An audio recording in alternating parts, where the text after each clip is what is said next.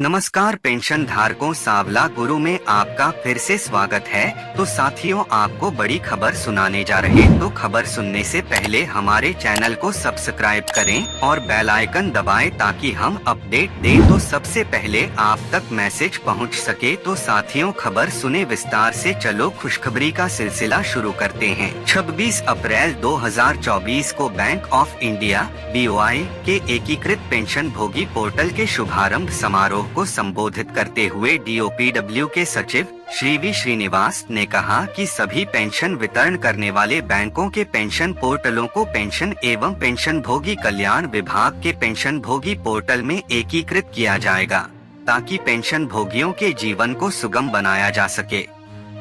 इस अवसर पर DOPW के सचिव ने बताया कि पेंशन और पेंशन भोगी कल्याण विभाग ने पेंशन भोगियों के कल्याण के लिए अनेक कार्य किए हैं। पेंशन भोगियों को डिजिटली रूप से मजबूत बनाया जा रहा है। घर बैठे ही वे डिजिटल लाइफ सर्टिफिकेट भर सकते हैं। इसके साथ भविष्य पोर्टल के माध्यम से सभी सेवाओं का लाभ दिया जा रहा है। सेवा वितरण के उद्देश्य से भविष्य पोर्टल ने पेंशन भुगतान को सुनिश्चित किया है। सेवानिवृत्त व्यक्ति अपने कागजात ऑनलाइन दाखिल करता है और इसके साथ पेंशन धारकों का इलेक्ट्रॉनिक प्रारूप में PPO जारी किया जाता है और उसको डिजिलॉकर में सुरक्षित रखा जाता है। 1 जनवरी 2017 से भविष्य मंच एक एकीकृत ऑनलाइन पेंशन प्रसंस्करण प्रणाली को केंद्र सरकार के सभी विभागों के लिए अनिवार्य कर दिया गया था। वर्तमान में यह प्रणाली 98 मंत्रालयों विभागों में सफलतापूर्वक कार्यान्वित की जा रही है, जिसमें 870 संबद्ध कार्यालय और 8174 DDO शामिल हैं। केंद्र सरकार के सभी ई-गवर्नेंस सेवा वितरण पोर्टलों के बीच नेस्दा आकलन 2021 के अनुसार पेंशन और पेंशन भोगी कल्याण विभाग के भविष्य पोर्टल को तीसरे रैंक से सम्मानित किया गया था। केंद्र सरकार के सभी ई-गवर्नेंस सेवा वितरण पोर्टलों के बीच नेस्दा आकलन 2021 के अनुसार पेंशन और पेंशन भोगी कल्याण विभाग के भविष्य पोर्टल को तीसरे रैंक से सम्मानित किया गया था। बैंकों से संबंधित पेंशन भोगियों के सामने आने वाली समस्याओं जैसे बैंक परिवर्तन, जीवन प्रमाण पत्र प्रस्तुत करने की स्थिति, पेंशन पर्ची, फॉर्म 16, पेंशन रसीद की जानकारी को कम करने के लिए पेंशन संवितरण बैंकों की वेबसाइटों को DOPW के एकीकृत पेंशनर्स पोर्टल के साथ एकीकृत किया जा रहा है ताकि ये सेवाएं एकल खिड़की से उपलब्ध हो सकें। भविष्य पोर्टल के साथ SBI, bank of Baroda, Punjab national bank और केनरा बैंक के पेंशन पोर्टल के एकीकरण का काम पूरा हो गया है।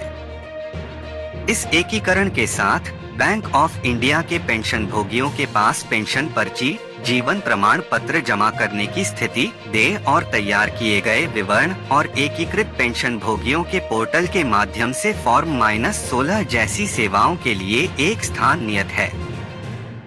निकट भविष्य में अधिकांश पेंशन संवितरण बैंकों को एकीकृत पेंशन भोगी पोर्टल के साथ एकीकृत किया जाएगा। भारत पेंशन भोगी समाज ने कम्यूटेशन फैक्टर के निर्धारण तथा कम्यूटेशन बहाली की महत्वपूर्ण खामियों को उजागर करते हुए केंद्र सरकार को एक आग्रह पत्र लिखा है। भारत पेंशन भोगी समाज ने कम्यूटेशन हिस्से की बहाली 15 साल से घटाकर 12 साल करने की बड़ी मांग की है। भारत पेंशन भोगी समाज ने कहा है कि ये केंद्रीय सिविल सेवा पेंशन नियम 1981 के अनुसार वर्तमान में जो कम्यूटेशन फैक्टर का टेबल है वह पुराने मापदंडों और पुरानी पद्धतियों के आधार पर बनाई गई है। पिछले 10 सालों में ब्याज दर, मृत्यु दर और जीवन प्रत्याशा में बड़ा बदलाव हुआ है, इसलिए कम्यूटेशन फैक्टर टेबल को संशोधित किए जाने की आवश्यकता है। जब कर्मचारी रिटायर होते हैं तो वे अगर कम्यूटेशन कराते हैं तो कम्यूटेशन की गणना जिस टेबल के आधार पर की जाती है उस टेबल को कम्यूटेशन फैक्टर टेबल कहा जाता है। उदाहरण के तौर पे मान लीजिए अगर कर्मचारी 60 साल में रिटायर होते हैं तो कम्यूटेशन फैक्टर टेबल से 61 साल का एज वैल्यू लिया जाता है। अगर कर्मचारी 58 साल में रिटायर होते हैं तो कम्यूटेशन फैक्टर टेबल से 59 साल का एज वैल्यू लिया जाता है। इसी के आधार पर कम्यूटेशन की गणना की जाती है। इसलिए कम्यूटेशन फैक्टर टेबल का महत्वपूर्ण रोल होता है। भारत पेंशन भोगी समाज ने केंद्र सरकार से मांग की है कि ये कम्यूटेशन फैक्टर टेबल में सुधार किया जाए। कम्यूटेशन फैक्टर टेबल पुराने डेटा पर आधारित है। अब समय आ चुका है कि इसमें सुधार किया जाए। भारत पेंशन भोगी समाज ने कहा है कि ये कम्यूटेशन की बहाली की वर्तमान की अवधि 15 साल है, जो कि अनुचित है। वास्तविक बहाली 11 साल से कम की अवधि में हो जानी चाहिए। 15 साल की अवधि में पेंशन धारकों से अत्यधिक वसूली कर ली जाती है, जिससे उनमें वित्तीय तनाव पैदा होती है। भारत पेंशन भोगी समाज ने कहा है कि ये कम्यूटेशन फैक्टर टेबल को 2008 से संशोधित नहीं किया गया है, जिससे कि पेंशन धारकों को काफी नुकसान हो जाता है। पिछले कुछ सालों से आरबीआई रेपो दर, बाजार ब्याज दर, जीवन प्रत्याशा और मृत्यु दर में बदलाव के कारण कम्यूटेशन फैक्टर टेबल को हर 5 साल में संशोधन करने की आवश्यकता है। कम्यूटेशन फैक्टर गणना में विसंगतियों के परिणामस्वरूप दिनांक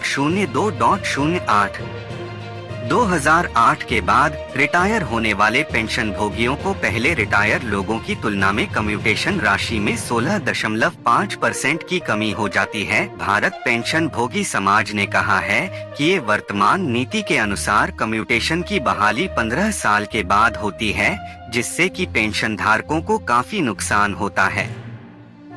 5वें वेतन आयोग की सिफारिश के अनुसार इसको घटाकर 12 साल करना चाहिए। इसलिए वित्त मंत्रालय इसके ऊपर विचार करे और तुरंत 12 साल के बाद कम्यूटेशन बहाल किया जाए। भारत पेंशन भोगी समाज ने मांग की कि ये मृत्यु दर, आरबीआई रेपो रेट, ब्याज दरों जैसे कारकों पर विचार करते हुए 2008 से प्रभावित कम्यूटेशन तालिकाओं का पुनर्निर्माण किया जाए। इसके साथ ही कम्यूटेशन की बहाली 15 साल से घटाकर 12 साल किया जाए।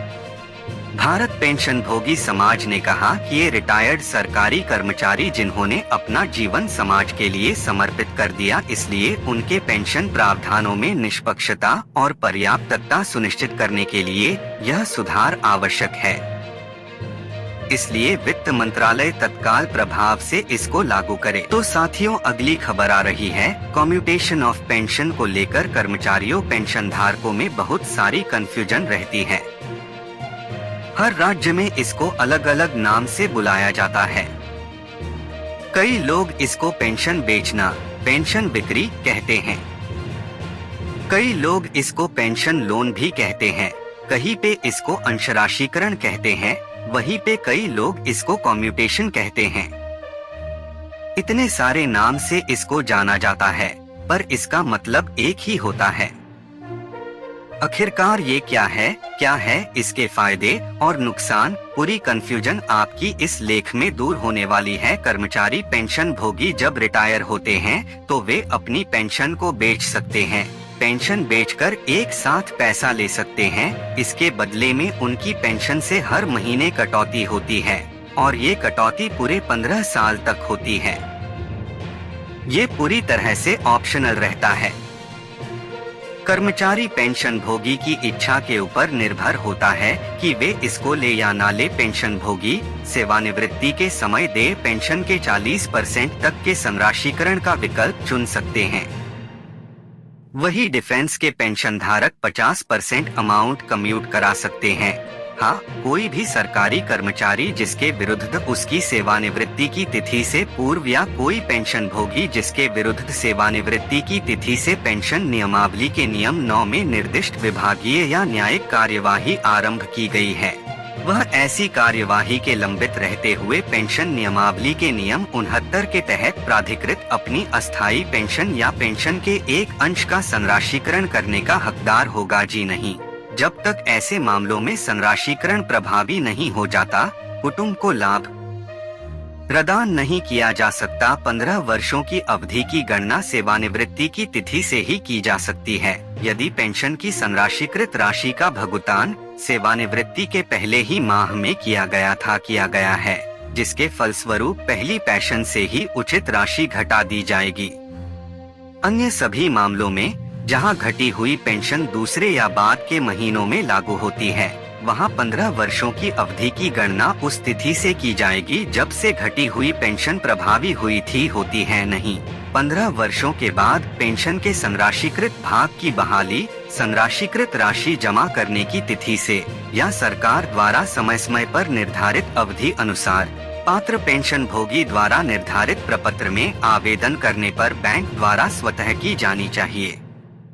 ऐसे मामलों में जहां पीपीओ में पेंशन के संराशीकरण की तिथि का उल्लेख नहीं है, वहां बैंक पेंशन के संराशीकरण भाग की बहाली करने से पूर्व सीपीएओ के माध्यम से पीपीओ जारी करने वाले पीएओ से सूचना प्राप्त करेगा। संराशीकरण की तिथि से 15 वर्षों बाद पेंशन के संराशीकृत आंक की बहाली की जानी चाहिए। इस बहाली को 1 अप्रैल 1985 से आरंभ किया गया था, अर्थात जिन लोगों ने 1 अप्रैल 1985 या उसके बाद 15 वर्ष पूरे किए थे, उनकी पेंशन बहाल की जाती। इस 15 वर्षों की अवधि की गणना सेवानिवृत्ति की तिथि से की जाएगी। पेंशन भुगतान आदेश पीपीओ में सेवा पेंशन के साथ ही संराशीकरण की मंजूरी दी गई थी।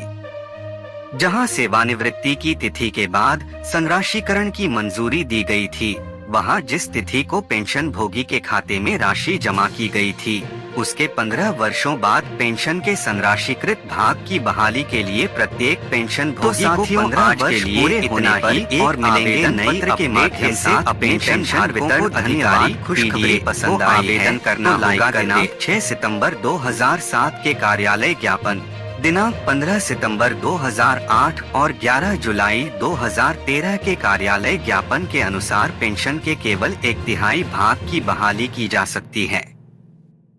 वृद्ध पेंशन भोगियों 80 वर्ष और उससे अधिक को देय अतिरिक्त पेंशन और पूरी पेंशन पर महंगाई राहत भी देय है। पेंशन के संराशीकरण के मूल आवेदन के समय पेंशन की संराशीकृत राशि की गणना के लिए ली जाने वाली आयु ही अतिरिक्त संराशीकरण योग्य पेंशन राशि पर लागू होगी।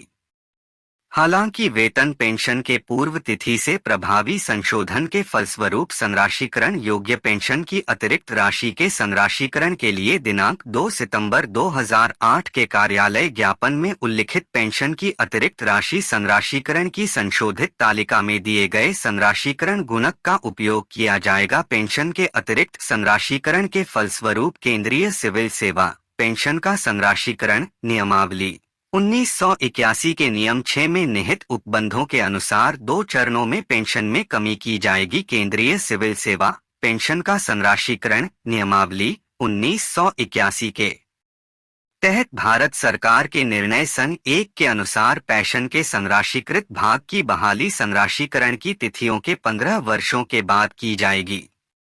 पीपीओ में इस आशय का अनिवार्य रूप से उल्लेख किया पेंशन का संराशीकरण उसकी सेवानिवृत्ति की तिथि के अगले दिन प्रभावी हो जाता है।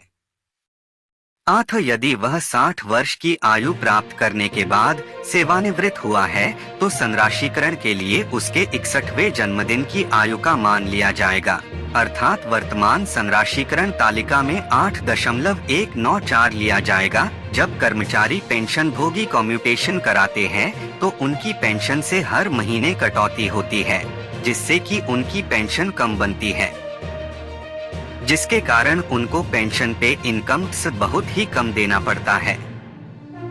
अगर पेंशन भोगी की मृत्यु हो जाती है तो मिली पेंशन से उसकी कटौती नहीं होती है।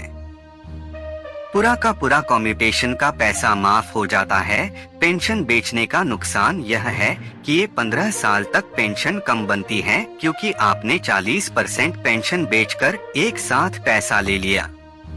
15 साल तक आपकी पेंशन से कटौती होती है, जिससे कि ज्यादा पैसा सरकार को भरना पड़ता है। उदाहरण के तौर पर मान लीजिए आपको रिटायरमेंट के समय कम्यूटेशन के रूप में 12 लाख मिला, पर 15 साल के बाद इसकी बहाली होती है। ऐसे में 15 साल तक आप लगभग 20 से 23 लाख पैसा सरकार को भर देंगे। अक्सर जानकारी के अभाव में पेंशन भोगी बहुत सारी गलतियां करते हैं, जिसकी वजह से उनको काफी नुकसान हो जाता है। वे कई सारी सुविधाओं से वंचित रह जाते हैं। ऐसे में केंद्र सरकार पेंशन धारकों के लिए समय समय पर गाइडलाइन जारी करती रहती है, जिसको हर पेंशन भोगी को जानना जरूरी होता है। उसी को देखते हुए केंद्र सरकार ने pension hike, commutation, life certificate को लेकर पेंशन धारकों के लिए 3 बड़े निर्देश जारी किए हैं।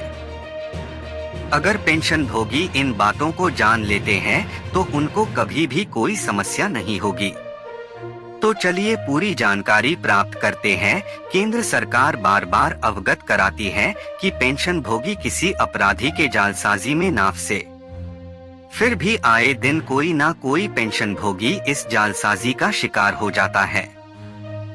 ऐसे में कुछ केंद्र सरकार की तरफ से गाइडलाइन जारी की गई है जिसका पालन हर पेंशन भोगी करेंगे तो उनको कोई भी नुकसान नहीं होगा। भारत सरकार के CPAO के संज्ञान में आया है कि साइबर अपराधी पेंशन भोगियों के जीवन प्रमाण पत्र को अपडेट करने के लिए उन्हें फोन करते हैं तथा इसके लिए साइबर अपराधी पेंशन भोगी का ब्यौरा जैसे कि नियुक्ति की तारीख, सेवानिवृत्ति की तारीख, PPO नंबर, आधार संख्या, ईमेल पता, मासिक पेंशन, नामांकित आदि कहीं से भी प्राप्त करके पेंशनर को यह विश्वास दिलाते हैं कि वे पेंशन विभाग से कॉल कर रहे हैं और पेंशन भोगियों से अपने जीवन प्रमाण पत्र को अपडेट करने के लिए OTP साझा करने के लिए कहते हैं।